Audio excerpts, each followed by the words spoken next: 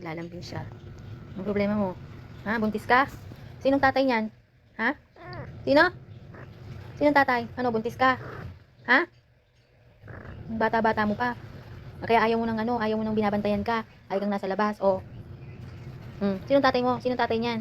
Ayan ha. Tinatamlayan ka na naman. Ano, sinong ama mo? Sinong ama mo? Sinong ama niyan? Ha? Ang arte-arte mo. Hindi mo lang nakita yung jowa mo. Pag ganyan-ganyan pa yung mata mo. Di ba sinabi ko sa'yo, dapat pag magjojowa ka, yung medyo naman, malinis, kung sino-sino na lang yung pinapapasok mo dito. Kakainis ka na. Hindi ka na tigas-tigas ng ulo mo. O, ngayon, nasaan na siya ngayon? Iniwanan ka. Ha? Iyak-iyak ka dyan. No, hindi ka na nagpaparamdam sa'yo. Ha? Hindi na nagpakita. Nag-message ba? Ha? Ano? Nag-message na ba sa'yo? O ginost ka lang? Ha? Yung sinasabi ko sa'yo, ngayon, buntis ka. Kaninong responsibilidad yan? Ha? Ngayon.